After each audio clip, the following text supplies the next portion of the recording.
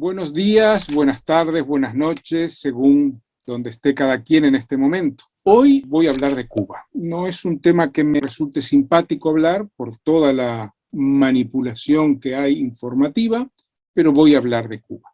Voy a dividir la intervención en tres aspectos. El primero es el tema de la soberanía nacional, de la relación entre estados. Es evidente que Cuba sufre un bloqueo, sufre intentos de los Estados Unidos de subvertir el régimen cubano, de tirar abajo la revolución cubana, y esto es inaceptable. O sea, la soberanía nacional está por encima de todo, de cualquier gobierno, aunque no te guste, de cualquier expresión política. La soberanía de una nación no puede ni debe ser tocada. Eso no quiere decir que todo lo que suceda dentro de la nación lo apruebes, para nada. Hoy, por ejemplo, yo rechazo totalmente el régimen de Arabia Saudí o el gobierno de Iván Duque en Colombia. Sin embargo, no pido que haya una invasión o un derrocamiento externo del gobierno de Duque o del gobierno saudí, que es el gobierno más dictatorial del mundo, por lo que yo sé. Entonces, ese es un punto inicial primero, que es que la soberanía de las naciones no debe ser tocada, y llevamos 60 años de agresión de Estados Unidos a Cuba, de intentos de invasión reales, como fue Playa Girón en el año 61, de intentos de derrocar al gobierno por diferentes caminos, etcétera, etcétera, hasta el día de hoy. Y en este momento también está sucediendo eso. Eso debe ser totalmente rechazado. Lo segundo es intentar explicar, comprender qué está pasando hoy en Cuba, porque hay una situación grave desde el punto de vista económico-social. Bueno, de eso voy a dedicar unos minutos. Hay una situación de crisis agravada por la pandemia. Voy a aportar algunos datos. En el año 2020, según la CEPAL, hubo una contracción de la economía de 8.5%. La industria se contrajo 11,2% y el agro 12%. Mucho más grave que esto, que ya es grave de por sí, 10% es mucho, es la crisis del turismo provocada por la pandemia. En 2019, antes de la pandemia, Cuba recibió 4,2 millones de turistas. En 2020, el año pasado, ya hubo una caída muy fuerte y se llegó apenas a 1.200.000 turistas, o sea, 4 veces menos turistas. Y en los primeros 3 meses de este año llegaron solo 122.000 turistas a Cuba, o sea que va a terminar el año con menos de 500.000, o sea, un 10% más o menos de lo que había normalmente de turistas. ¿Por qué esto es grave? Porque el sector turístico aporta el 10% del PIB de Cuba y el 11% del empleo. Este es el segundo ingreso de divisas de Cuba, ¿verdad? El primero es la venta de servicios profesionales, generalmente médicos, al exterior, ¿verdad? Esa actividad también se vio golpeada. Pero en este momento la crisis del turismo hace que haya una enorme escasez de divisas en Cuba, y Cuba depende en un 70% de los alimentos, de la importación de los alimentos. O sea, solo producen en Cuba el 30% de los alimentos que se consumen y el 70% son importados, y hay que poner divisas, dólares, para comprarlos. No entran divisas a Cuba, por esto que acabo de mencionar, ¿verdad? Crisis del turismo, crisis de las exportaciones. Entonces, esto hace que la situación sea muy grave. La mayoría, hay que decirlo, de la importación de alimentos proviene de Estados Unidos. Pero los alimentos no entran dentro del bloqueo, ¿verdad? Podrían importarse si hubiera divisas, pero hay escasez de divisas. Por otro lado, hay un aumento del 40% de los precios internacionales de los alimentos en el último año. Eso ya agrava más la situación. En enero, el gobierno cubano, presidido por Miguel Díaz-Canel, implementó un ordenamiento cambiario que eliminó las diferencias entre el mercado negro de dólares y el dólar oficial. Y esto se tradujo en problemas para los que reciben divisas y en problemas para acceder a dólares, y hay productos que solo se venden en dólares. Y además hay 2 o 3 hechos que quiero mencionar. Uno, inflación, aumento importante de precios, y al escasear los alimentos, eso se agrava. Cortes en el servicio eléctrico, apagones muy frecuentes. y un deterioro ya histórico, pero agravado, de la infraestructura, menos en el turismo, que hace especial daño en el terreno de la salud y la educación.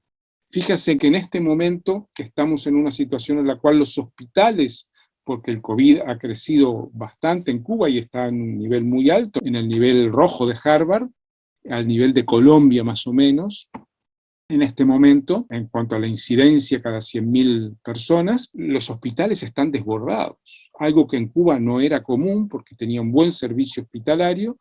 En este momento tenemos un deterioro muy fuerte del sistema sanitario. Pero voy a dar un dato más que lo acabo de constatar. Por cada dólar de remesas que se entran en Cuba, una persona de color de piel negra, por cada dólar que recibo, un blanco recibe $3. O sea que esto no es culpa del gobierno en absoluto, sino de la estructura de la migración cubana, que la mayoría de los migrantes son blancos. Entonces, las personas más afectadas por la falta de dinero, por la falta de recursos, es la población negra, que se ha convertido en la más pobre de Cuba. Esto es un elemento que agrava también la situación, porque los servicios que están recibiendo, los apoyos sociales que recibe la población, se han recortado también en esta crisis. O sea, el panorama económico-social, creo que lo he dibujado bastante claro, es muy, muy negativo. Y el tercer punto es la incidencia de las protestas en este momento. Yo creo que aquí hay, por un lado, una magnificación de las protestas por parte de la prensa internacional, de los medios monopólicos internacionales, que casi no han hablado de las protestas en Colombia, que han desviado la atención del asesinato del presidente Moise en Haití, hecho por militares colombianos, en reserva y en activo, y sin embargo las manifestaciones del otro día en Cuba las magnifican. Y Estados Unidos, sin duda, las promueve. Eso no tengo la menor duda. Pero aquí hay un problema que yo quiero mencionar. Acá hay un problema de un modelo que no funciona, ¿verdad? De un modelo que ya no satisface, ¿verdad? Centralizar todo en el Estado, impedir la participación de la población si no es a través del partido y las estructuras del partido-Estado. Fíjense, si en un país como Cuba hay una huelga, es tratada, una huelga propia de los obreros de un lugar, es tratada como un intento de derrocar al gobierno. Y es simplemente una huelga, una manifestación que en otros países pasa desapercibida o es reprimida, una manifestación común, no hablo de la revuelta colombiana de estos días, no se la puede tratar como un intento de derrocar a un gobierno. Una huelga es una huelga, una manifestación es una manifestación, no deberían ser un problema para el régimen. Pero el sistema de partido único, al no admitir disidencias, está enormemente debilitado cuando surgen protestas de este tipo. Aquí hay algo que no se puede soslayar. Y más allá de que se denuncia a Cuba como dictadura, la falta de libertades, etcétera, etcétera, que en algún aspecto es cierto, cuando vos tenés un régimen que no admite discrepancias, que no admite disidencias, toda la persona que discrepa es un atentado al régimen, es visualizada como un atentado al régimen. Entonces lo que no hay es canales para expresar la natural disidencia, discrepancia que hay en cualquier sociedad. Y más en este momento que tenemos colectivos feministas, colectivos LGTB, colectivos del más diverso tipo, artísticos, culturales, disidencias de color de piel. Eso tiene que poder manifestarse de una manera que no sea visualizada como un intento de derrocar. Estos días en Ecuador, el gobierno de Lasso dijo que cualquier manifestación iba a ser reprimida duramente. Pero aquellos a los que apenas con 40 días o 45 días de gobierno amenazan con paros y amenazan con el cierre indefinido de carreteras, pues les espera un tiempo indefinido en la cárcel. Y están los pequeños agricultores y medianos bloqueando carreteras y no tuvo más remedio que aceptarlo, porque las sociedades se mueven, se movilizan. Y si vos querés reprimir acá, va a saltar en otro lado. Entonces yo creo que el socialismo real tiene que pensar estas cosas. tiene que reflexionar. Las crisis son inevitables, hay momentos de auge y de caída, las movilizaciones, la protesta es inevitable en las sociedades modernas y hay que ver los modos de que puedan expresarse. Yo tengo clara visión de que en los países capitalistas también se reprime, pero hay canales para expresar y que todo no puede ser achacado al bloqueo. El bloqueo es un problema, el bloqueo debe levantarse, pero 60 años achacando el problema del bloqueo y produciendo solo el 30% de los alimentos que necesita la población es un problema. En fin, luces y sombras. Rechazamos totalmente el intento de intervenir en Cuba, de subvertir el régimen cubano, defendemos la soberanía nacional, rechazamos el bloqueo, pero también pensamos que se ha convertido en un régimen poco atractivo. Los jóvenes que estaban en los 20, 25 puntos de resistencia en Cali ya no se referencian en la Revolución Cubana, sino en otras experiencias, las propias y otro tipo de experiencias, mientras las generaciones mayores sí nos referenciamos en la Revolución Cubana. Ha perdido atractivo, ha perdido interés, ni que hablar Venezuela, ni que hablar Nicaragua, por ahí no van las cosas. Y creo que todo el potencial atractivo que tuvo la Revolución Cubana se está perdiendo de forma muy acelerada. Muchas gracias.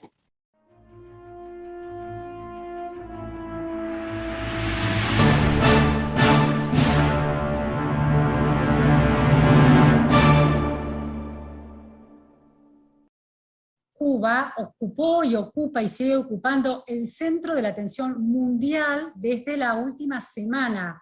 Fuertes protestas inéditas en contra del oficialismo cubano, de la dictadura de Cuba por parte de gran parte de sus ciudadanos. Y el tema que queda instalado en la opinión pública y en la clase política acerca de quién se atreve a condenarlo y quién no. El presidente Alberto Fernández sostuvo, yo no sé lo que está pasando, pero terminemos con los bloqueos. Y desde Brasil, Lula sostuvo, si Cuba no tuviera bloqueos, podría ser Holanda. ¿Qué le pasa a la centroizquierda y el progresismo latinoamericano? Al que le cuesta condenar abiertamente y contundentemente la violación de derechos humanos en Cuba y definirla como una dictadura. Vamos a analizar ese tema hoy de la mano de una académica, investigadora, experta en analizar estas cuestiones, autora de un libro clave, publicado en 2010 ya, que se llama Silencio Cuba, la izquierda democrática frente al régimen de la Revolución Cubana. Me refiero a Claudia Gil. Gracias, Claudia, por estar hoy en la repregunta. Por favor, gracias por la invitación, Luciana. Bueno, Claudia Gil es doctora en Ciencias Sociales por la Universidad de Buenos Aires. Además fue una militante de la izquierda en los años 70, de manera que interpreta desde adentro de esos movimientos ese punto ciego de las posiciones de izquierda. Se tuvo que exiliar durante la dictadura. Bueno, Claudia Gil es autora de un libro clave que ya analizó hace tiempo, de 2010, este asunto. Se trata de Silencio Cuba, la izquierda democrática frente al régimen de la Revolución Cubana. Y es autora de otros libros que se atreven a pensar también temas urticantes en el progresismo argentino-latinoamericano. ¿Por qué nos pasan los 70s? No hay verdades sencillas para pasados complejos. Y otro de ellos, usos del pasado, ¿qué hacemos hoy con los 70s?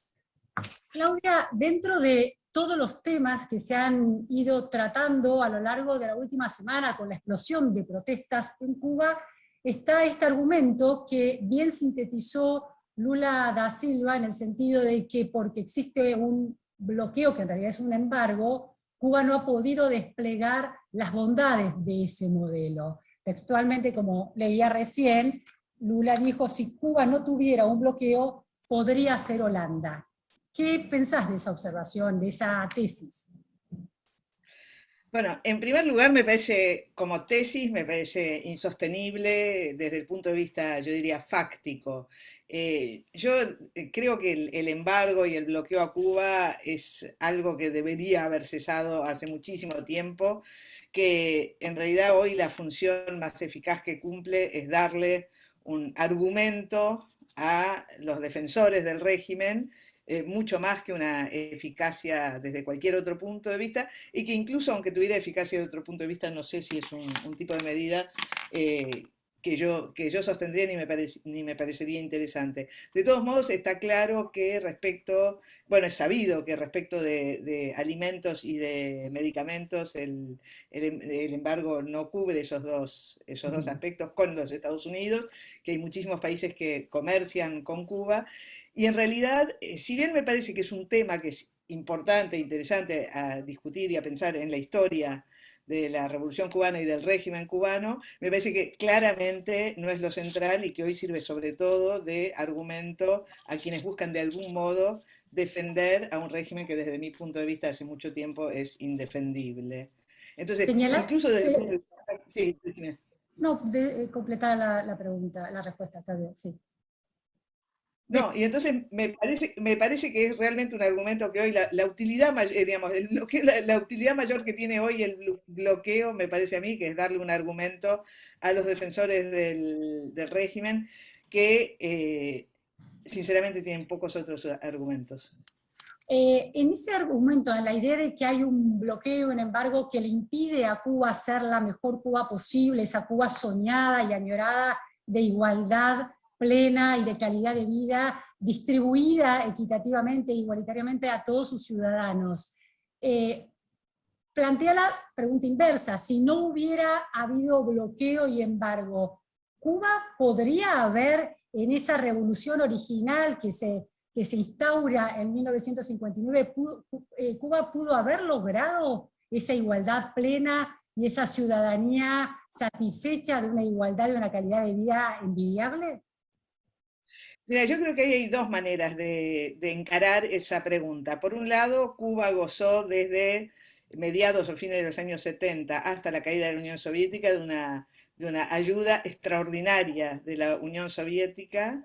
En este momento no recuerdo, pero yo en el libro lo digo, y además son cifras conocidas, el monto de esa ayuda que hizo que cuando cayera la Unión Soviética, la crisis en la que entró Cuba fue extraordinaria, porque el modelo de desarrollo era en sí inviable en términos propios, que después se suplió malamente con la ayuda de Venezuela, y que hoy vuelve a suceder una cosa que me parece que tiene bastante que ver con la crisis actual, que es que la pandemia y la crisis mundial, pero sobre todo la pandemia, ha cortado, perdón, la pandemia y la política del régimen han cortado con las dos fuentes de ingresos principales que tenía Cuba en divisas, que era el turismo, y esto es totalmente efecto de la pandemia, y las remesas, que en buena medida tiene que ver con la política también del régimen. Digamos que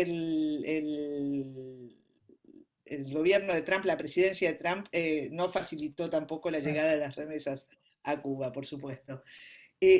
Pero entonces digo, por un lado, creo que la ayuda soviética durante varias décadas palió la cuestión de los efectos eventuales del embargo, pero de todos modos, a mí no me parece que el argumento principal que uno tenga que pensar respecto de Cuba es qué habría pasado si no hubiera habido embargo desde el punto de vista del desarrollo económico.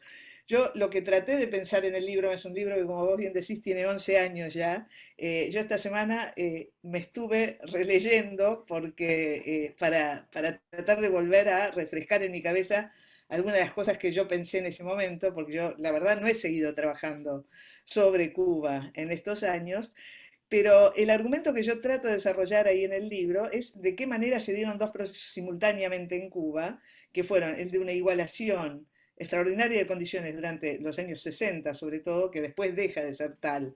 Digamos, hay muchas variaciones después, y un proceso extraordinario de concentración de poder. Y que esos dos procesos van juntos y que tienen que ver, más allá de lo que uno pueda pensar respecto de Fidel Castro, de si era un sediento de poder o un revolucionario convencido, no importa. De todos modos, esos dos procesos simultáneos, lo que me parece deben obligarnos a pensar es qué pasa, qué tipo de régimen resulta de un proceso en el cual una cúpula dirigente cree poder organizar una sociedad a imagen y semejanza de una idea. Y que entonces, aun cuando esa idea es la idea de una igualación de condiciones, con la que los espíritus progresistas como el mío pueden simpatizar, cuando esa idea es indisociable de la idea de que corresponde a una persona o a un grupo pequeño de personas organizar la sociedad en función de eso, eliminando cualquier voz disidente, eliminando cualquier otra alternativa que pueda proponerse a esa concentración absoluta del poder, bueno, ese es yo diría, es el escenario de las revoluciones del siglo XX y es eso, me parece, que tenemos que poner en cuestión radicalmente. Claudia, muchas preguntas a partir de este análisis, esta precisión que le das a tu tesis. La primera pregunta que me surge es una conclusión y una pregunta. La conclusión es que dentro de ese modelo que instala y de ese sueño que instala la Revolución Cubana, estaba el germen de todos sus problemas, de alguna manera. Sí, yo diría que sí, digamos, que es no solo yo diría el modelo de la Revolución Cubana, es el modelo básicamente de las revoluciones del siglo XX, pero en el que la Revolución Cubana para América Latina significa algo obviamente muy especial, que lo significó luego, y este es otro tema no menor, la Revolución Nicaragüense también. Claro, claro, sobre todo con el presente actual, ¿no? Pero ahora, Exactamente. un argumento que se estuvo sosteniendo esta semana es que Cuba, la Revolución Cubana, tuvo una legitimidad de origen, de manera que esa legitimidad de origen sostiene la legitimidad del régimen, para aquellos que no quieren llamarlo dictadura, hasta el presente. De acuerdo con tu análisis, en ese origen ya hay un problema de legitimidad. Yo no sé si hay un problema de legitimidad, porque efectivamente uno puede pensar que puede haber personas, cubanos o no cubanos, que no ponen en cuestión la legitimidad de un régimen porque la igualación de condiciones suponga un proceso de concentración de poder extraordinario. Pueden pensar que ese régimen es legítimo en tanto se sostiene sobre la afirmación de otros principios que no son los principios de un régimen pluralista y democrático. Entonces, yo diría, eso no pone en cuestión la legitimidad de ella misma. Lo que sí creo que está puesto en legitimidad, en cuestión desde hace mucho tiempo, es esa legitimidad porque el régimen no logró, yo diría, ni siquiera en los propios términos de quienes podrían defender ese dibujo, sostener ninguna de sus promesas. Ahora, Entonces, una de las promesas, Claudia, una de las promesas que se enuncia todo el tiempo es, una de las promesas que se enuncia que ha sido cumplida es la igualdad educativa, calidad, educación de calidad y igual para todos, y salud de calidad e igual para todos. ¿Eso fue cierto en algún momento? Y la segunda cuestión, yo creo que ¿fue cierto? sí. ¿Fue una consecuencia también de esa concentración de poder o tiene como contracara la concentración de poder? Mira, yo en algún momento creo, en el libro digo algo así como, a ver, si vos querés defender un régimen de dominación total sobre la base de que ha logrado la igualación de condiciones, digo, podés defenderlo. Yo no voy a estar de acuerdo. Yo no voy a estar, no voy a estar de acuerdo con que se defienda un régimen de igualación de condiciones sobre la base de la apropiación total de todos los resortes de poder y de libertad. Eso por un lado. Por otro lado, yo creo que el régimen logró grandes avances en la igualación de condiciones durante los años 60 en educación y en salud, con muchos problemas, porque además, como emigraron muchos médicos, la salud se universalizó, pero también bajó en calidad en un primer momento. Lo mismo pasó con la educación, con esa extraordinaria campaña de alfabetización, que no es lo mismo que te alfabetice una persona con una formación alfabetizadora importante que un chico de 13 o 14 años con una formación de 2 meses rápida para una campaña de alfabetización, pero que son, yo diría, los grandes momentos épicos de la Revolución Cubana en sus primeros años, que son acompañados inmediatamente por un proceso de concentración del poder, pero que tienen un efecto real de disminución de las desigualdades y, entre otras cosas, de la disminución de las desigualdades entre el campo y la ciudad. Ahora bien, incluso eso, luego creo que fracasó de una manera estrepitosa el sistema de salud cubano. A partir, sobre todo, de los años 90, se convirtió de una manera muy evidente en un sistema a dos velocidades. Por un lado, para extranjeros que pueden pagarlo, o militares, o jerarquía del partido, yo diría, para privilegiados, y un sistema para la población en general, con una falta de insumos y, digamos, y unos problemas de atención médica muy, muy importantes. Pero nuevamente, yo creo que, a mi modo de ver, no pasa por ahí el centro de discusión sobre la cuestión cubana. El centro de discusión, a mi modo de ver, pasa porque ese proceso de igualación de condiciones, aun si lo tomáramos en sus mejores aspectos, es indisociable del proceso de concentración autocrática del poder, yo diría de dominación total, que se fue gestando en la década del 60. Claudia, la palabra, el concepto, la categoría de dictadura es el concepto que mejor describe políticamente al régimen que gobierna Cuba desde la llegada de la revolución hasta hoy.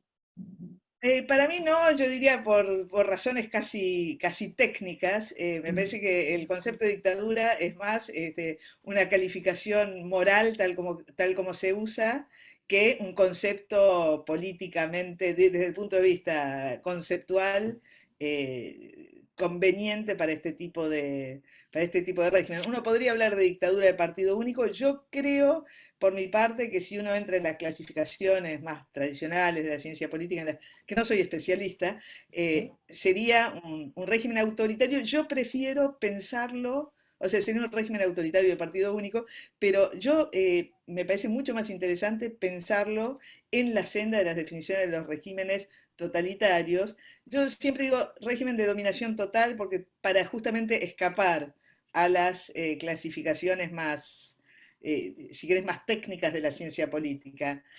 Pero me parece que el concepto de dictadura da la idea de un grupito que se apropia del poder y Claro. que digamos, el proceso de la Revolución Cubana es un proceso bastante más complejo e digamos, impone una nueva forma de régimen, cosa que no hace una dictadura. Digamos, una dictadura, uno podría decir, sigue gobernando de manera, a través de la concentración del poder militar y del poder político sobre una población que es más o menos la misma Claro. desde el punto de vista de sus creencias y de sus conductas que la que era antes y que la que va a ser después, para Y decirlo de de su algún modo. organización social y de su organización diaria, digamos, de la vida. Claudia, Sí, sí, sí. la dificultad del progresismo argentino y de América Latina y de otros puntos del mundo en llamar, bueno, régimen autoritario de control total como una sofisticación o dictadura en la simplificación que se hace en la discusión del día a día, tiene que ver con esas aspiraciones igualitarias que en algún momento logra Cuba de manera imperfecta, que obnubila y oscurece la violación de los otros derechos y de las libertades?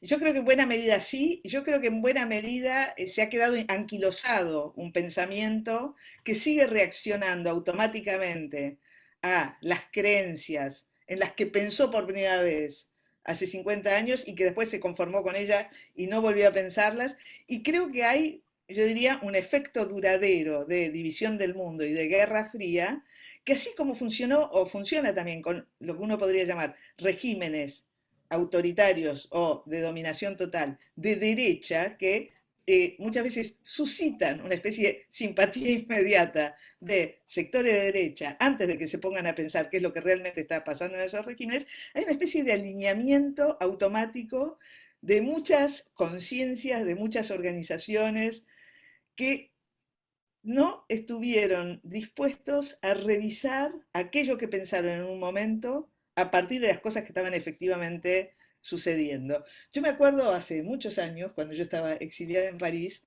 hablaba con gente entrañable que a mí me enseñó mucho, entre ellos Marco Aurelio García, que fue un asesor importantísimo de Lula, antes de que Marco Aurelio fuera asesor de Lula, sobre el problema de que al quedar la crítica de los regímenes de Europa del Este y de la Unión Soviética en manos de la derecha, el pensamiento progresista, el pensamiento de izquierda, había entregado algo que era que no debía entregar de ninguna manera, que era la posibilidad de pensar esos regímenes, de defender la libertad, de defender valores que eran propios del pensamiento de izquierda. Me parece que acá sucede lo mismo y que entonces esa alineación que se da automática es una repetición de aquello que sucedió en los años 50, 60 respecto de los países del este, que me parece que fue absolutamente lesivo O para se el pusieron de pensamiento alguna manera a actual. la defensiva, dado que la crítica venía de la derecha, se pusieron a la defensiva Exactamente. y decidieron no hacer críticas.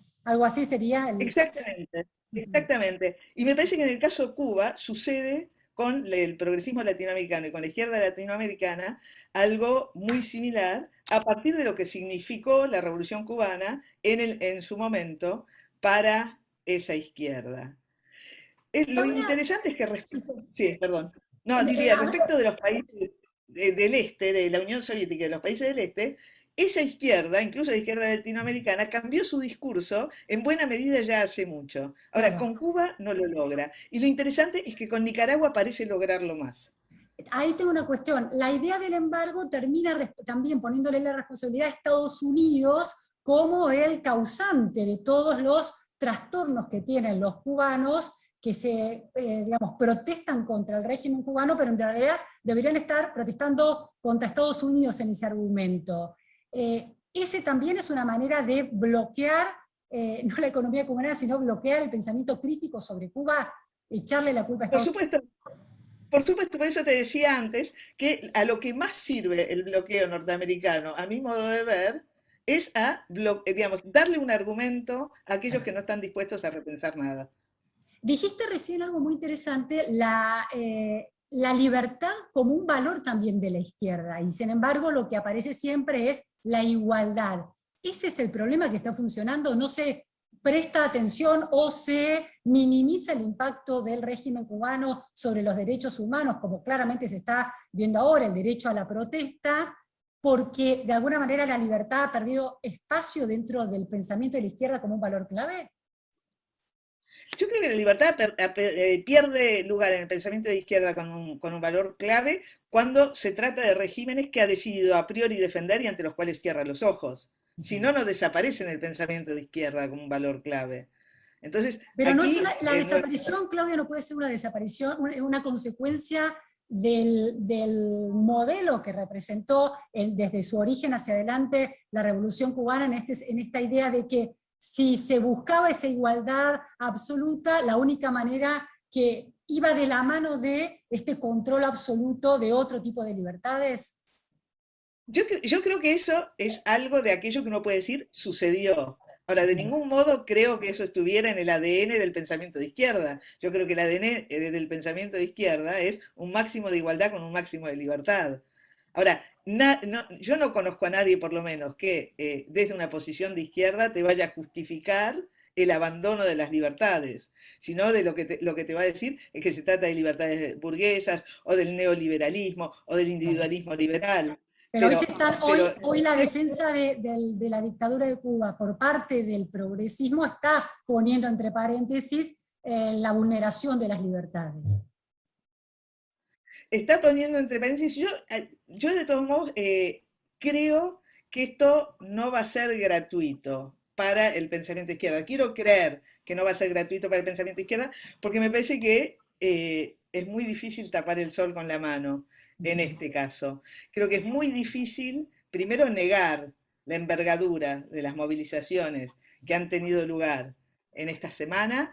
Me parece que es muy difícil atribuirle a la propaganda imperialista la acción de jóvenes artistas de las barriadas marginales que han creado movimientos de contestación extraordinaria y tengo la esperanza, tal vez ilusoria, de que dentro de Cuba esté pasando algo que va a hacer que muchos que tuvieron un discurso totalmente negador de, digamos, que se han negado a ver las características de este régimen, empiecen a ver que pasan cosas que no quisieron ver. Como sucedió también en algún momento con los países del este. Tal vez mi mirada es demasiado optimista, pero sí, como yo tengo la impresión, lo que pasó en Cuba hace unos días fue que mucha gente le perdió el miedo al régimen y salió a la calle, y lo interesante es que una de las consignas era no tenemos miedo, aquello que articuló de una manera muy fuerte el silencio, la aceptación y la adaptabilidad de los cubanos a la situación que estaban viviendo, de muchos cubanos a la situación que estaban viviendo, si eso empieza a resquebrajarse, si la gente empieza a salir a la calle, empieza a perder el miedo, eso va a hacer también que la masividad de ese movimiento haga que mucha gente de afuera empiece a hacerse preguntas que no estuvo dispuesta a hacerse durante muchas décadas. Porque el miedo es un engranaje clave, una pieza clave de ese engranaje de control total, ¿no? Sin duda.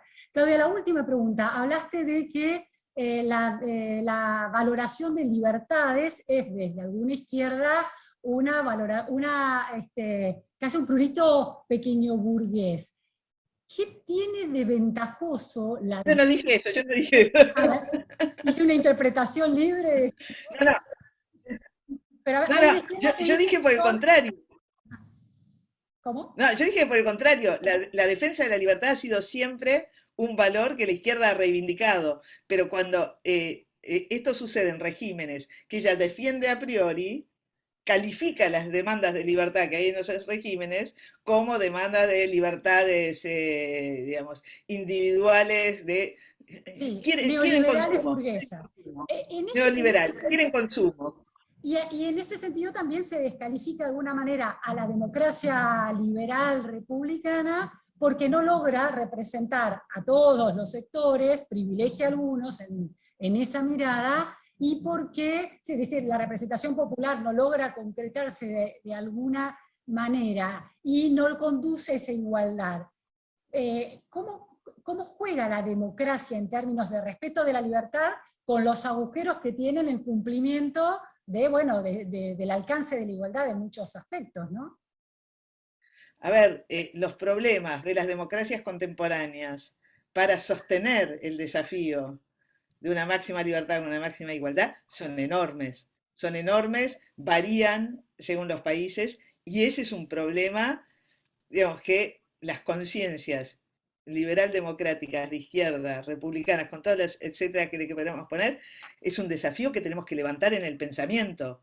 Ahora, esto de ningún modo, a mi modo de ver, pone un freno a lo que debemos decir respecto de los regímenes, del tipo de régimen surgido de la Revolución Cubana, las dificultades, los problemas, los déficits enormes de los regímenes democrático-liberales contemporáneos son gravísimos, hay que pensarlos, también el pensamiento, yo diría político-intelectual en este sentido, tiene muchísimo por pensar, pero eso, a mi modo de ver, como te decía, no es oponible como un argumento para defender un régimen que no solo fracasó económicamente hace muchas décadas, sino que además es un régimen de dominación total.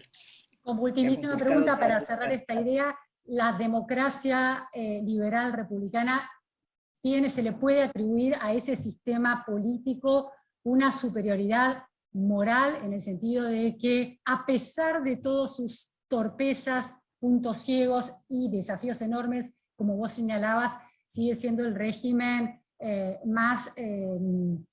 abre mayores posibilidades de corrección de esos problemas? Yo no quiero pensarlo en términos morales. Creo que... ¿Una superioridad política? Desde mi punto de vista, yo creo que yo diría, el privilegio político que yo le doy al régimen de la democracia liberal es que no le pone freno a aquello que dentro de ese régimen puede transformarse. Y si nosotros observamos los regímenes democráticos liberales, con estos dos componentes, que son componentes de tradiciones distintas, que además vienen asociados al capitalismo como forma de acumulación económica, que tampoco es lo mismo, pero si nosotros vemos la extensión de derechos, que yo diría, 2 siglos y medio se ha producido bajo estas formas de régimen, esto tiene que ver con que son formas de régimen que por la manera en que instituyen el poder, por la manera en que instituyen la relación entre la ley, la legitimidad, los alcances de aquello que puede cambiar dentro de esa legitimidad, han dado lugar a una extensión de derechos extraordinaria que nosotros vivimos además en el día a día. La extensión de derechos en nuestro país en los últimos 10 o 15 años respecto del matrimonio igualitario, respecto de interrupción voluntaria del embarazo, respecto de una cantidad de extensión de derechos, tiene que ver con una dinámica que es una dinámica propiamente democrática que hace que no hay nada que esté fijado de manera definitiva. Entonces, en ese sentido, desde mi punto de vista, yo diría como mujer nacida en un régimen de este tipo, yo creo que es aquel tipo de régimen que mejor me permite sostener la posibilidad de llevar adelante cambios fuera de una definición última de lo que es lo bueno y lo malo determinado por alguien que se sustrae al debate público. Muchísimas gracias, Claudia Gil, realmente. Muy esclarecedor, muy profundo también, interesantísimo, te agradezco realmente. Muchísimas gracias, Luciana.